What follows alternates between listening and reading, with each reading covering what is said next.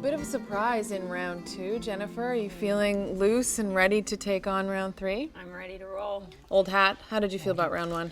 It was great. I think, we all nailed the grape in the region, and it was a great discussion between the difference between Rapasso and Amarone. It was fantastic. Great. So pour us a glass and let's get started. Round 3. Got red again. It's very telling to have a color like this. Yeah. It could be indicative of a varietal in particular. Certain varietals, especially the thin-skin varietals, tend to have a little bit less color pigment. Is there one in particular that it suggests? Well, I mean, it could be a variety of things. Pinot Noir, right off the bat, would be. Leaps to mind, yes. Yeah, certainly. Sangiovese also shows the brownish color tends to a little bit more than other varieties. And the paler wines actually mature more quickly, so that color will change from the ruby into the garnet and brick shades faster than with a more full-bodied wine. Mm-hmm. The nose is pretty expressive. It's really open, sort of chock full with lots of red fruits, lots of strawberry, raspberry. Definitely that sweet, sour, smoky, cherry notes to it. Very complex, very pretty. Yeah. Are you leaning towards a specific part of the world yet? I'm leaning more towards a varietal at this point. Okay. Due to the complex nature of the nose, I would say that it's likely to be Pinot Noir. Pinot Noir tends to be very aromatically distinctive and complex. I'll agree on that as it's likely the grape variety, but Pinot gets a little bit difficult to pin down regionally. It likes cool climates, so anywhere in the world you want to start thinking of cooler regions, but even some of the warmer areas like Australia can have cool microclimates, so it gets really tricky. Mm-hmm. I 100% agree on the grape variety. I mean, looking at the color initially, I was kind of thinking, could this be perhaps Nebbiolo from Piedmont? But after that, I mean, I think you have to go with Pinot based on that sort of silky texture and that strawberry, raspberry, and beetroot note that is just distinctly Pinot Noir. This has got to be Pinot Noir. So let's hear what you have to say. Final thoughts. So I think this is where we're going to have, we're going to be on different pages. So you mentioned that you thought it was a cooler region in a warm climate. I can see where you're going with that. The acidities are rounder, they're softer, but they're definitely there. So I might go Australian with this one. You're nervous. And I'm going to go, I am nervous about this. And the vintage date I'll go on this is 2007. And why don't I say Adelaide Hills.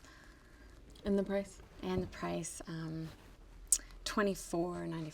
So unsure, Sarah. This is not like you. Well, I think, Pinot does that. It's one of these really tricky grapes. There's so many permutations in it. When I first smelled it, I thought, okay, this is in Ontario, actually in Niagara or Ontario, even Prince Edward County. Shock over here. Pinot Noir on the nose, but the texture doesn't say that to me at all. So I'm going to stick with the warmer climate overall. I'm nervous about saying New Zealand because it actually doesn't really smell like a New Zealand wine to me, but it kind of tastes like one the way it's structured. So I'm going to say New Zealand Pinot Noir, and I'm going to say actually the Martinborough region of New Zealand. And age, it is showing a bit of color, but again, they're 6 months ahead of us in their harvest, so I'm going to say 2008. And the price point, probably about $35. Very interesting. I was thinking of Marlborough or New Zealand myself, maybe Otago, but ultimately I'm going to go to the States, struggling a little bit between Oregon and cooler climate Sonoma, like Russian River. I do think there's a bit of age on it as well, so I'm going to say 2006 and Pinot Noir, definitely. And at the end of the day, my gut tells me, because of that sweetness, to go a little bit further south than Oregon, so I'm going to say Russian River, Sonoma. And it's good quality, so I would have to agree with you. I'd be in the sort of $36 camp for this. Okay, very interesting. Before I open this, it seems like there's a lot of hesitation. There's a lot of questioning. There's all these new areas that are opening up around the world where it could be from. I mean, Tasmania.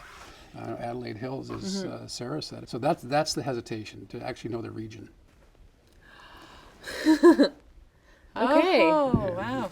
So, it's from Prince Edward County. Prince Edward County. This is a fantastic, So you went there and then you pulled back. Aromatically, absolutely. It was very familiar, but it just did not have the texture. It was a bit more weight and smoothness and richness than I would normally expect from the county. This is, I think, one of the best Pinots made in Prince Edward County. Keint-He winery. The winemaker is Jeff Heinrichs, and he's the fellow who actually went out and first planted Pinot Noir in Prince Edward County.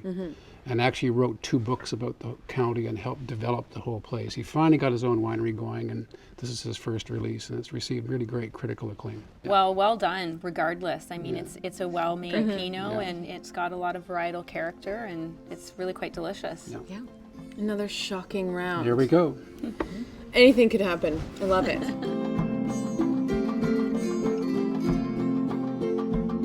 In round 3, a homegrown wine threw our critics for a loop. Let's see what happens in round 4.